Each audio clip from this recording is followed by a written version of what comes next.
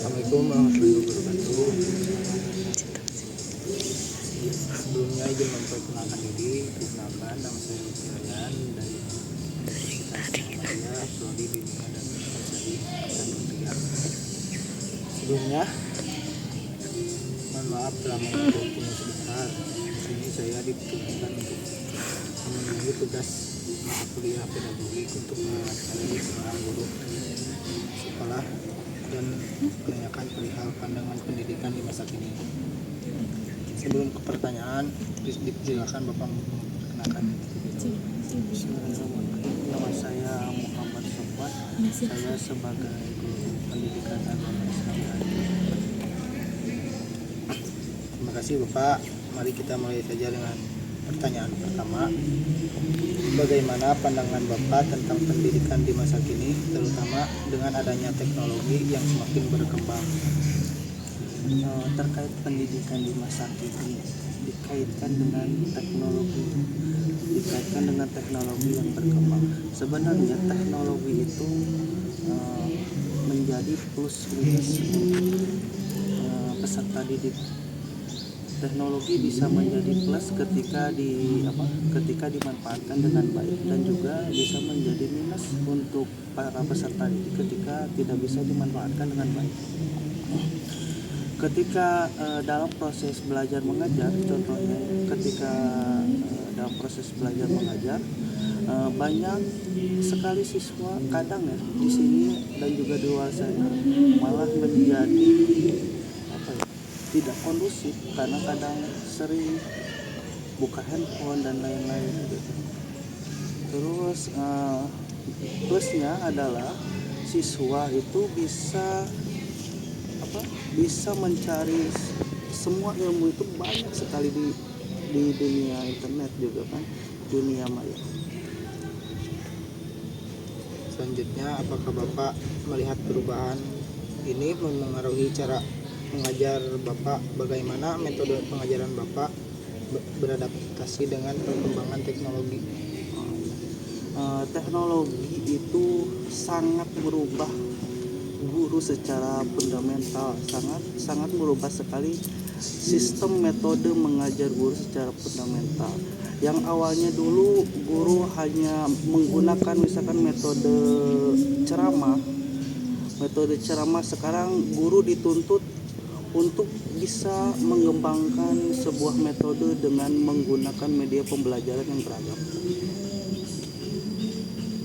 Selanjutnya, menurut Bapak, apa tantangan terbesar yang dihadapi oleh pendidikan masa kini?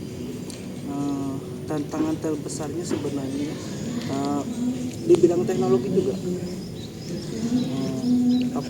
Secara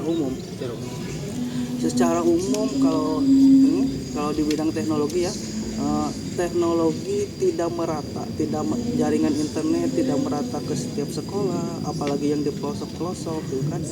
Terus apa tadi lupa lagi. Tantangan yang pertama adalah karena akses internet yang tidak merata, yang kedua fasilitas yang tidak merata di sekolah gitu kan, yang ketiganya tantangannya adalah peserta didik terlalu sering mengakses internet. Selanjutnya, bagaimana dalam pandangan Bapak, apakah pendekatan pembelajaran yang ada saat ini sudah cukup fleksibel dan relevan dengan kebutuhan siswa? Sebenarnya pendekatan yang sekarang itu sudah cukup fleksibel ya, karena kan kita menggunakan kurikulum merdeka, yang mana di dalam kurikulum merdeka itu ada pendekatan berdiferensiasi. Nah, sebenarnya kurikulum merdeka itu sudah fleksibel karena menuntut pengajar atau pendidik itu sesuai dengan kemampuan individu peserta didik. Itu sudah cukup fleksibel sebenarnya kalau untuk menggunakan kurikulum merdeka sekarang. Nah, tantangannya menggunakan kurikulum merdeka itu karena tidak ada, kurangnya fasilitas yang ada. Selanjutnya, Mungkin yang terakhir, bagaimana Bapak menilai peran pendidikan di masa kini dalam membentuk keterampilan sosial dan emosional siswa? Nah, keterampilan sosial gimana ulangi? Bagaimana Bapak menilai peran pendidikan di masa kini dalam membentuk keterampilan sosial dan emosional siswa? Untuk keterampilan emosional siswa, sosial dan emosional siswa, ketika aktivitas belajar menggunakan tatap muka, kalau tatap muka pasti hubungan sosial dan emosional terhadap sesama dan juga terhadap guru itu pasti lebih kuat. Ketika kita menggunakan metode daring dalam jaringan, kita pasti minusnya adalah hubungan emosional dan sosialnya juga berkurang begitu.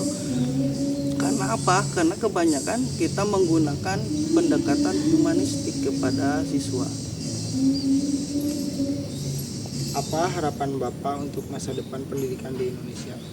Untuk harapan saya adalah yang pertama, tentunya pasti pendidikan bisa lebih maju dan lebih berkembang lagi. Yang kedua adalah infrastruktur dan fasilitas sarana prasarana untuk menunjang KBM itu merata seluruh Indonesia. Dan juga yang ketiga, mencetak peserta didik yang insan kamil gitu kan. Jadi manusia yang sempurna tidak hanya mempunyai ilmu tetapi juga mempunyai akhlak yang baik. Karena kenapa? Karena ketika kita mempunyai ilmu tanpa mempunyai akhlak, itu diibaratkan seperti api, seperti kayu bakar untuk api, tapi membuat api menggunakan kayu bakar gitu kan. Dan juga apabila akhlak tanpa ilmu ibaratkan manusia jasadnya itu tanpa ruh begitu. Mungkin dicukupkan sekian ya Bapak. Terima kasih atas waktunya. Semoga pendidikan masa depan di Indonesia semakin berkembang dan semakin baik. Mungkin cukup sekian Pak. Terima kasih. Sama-sama.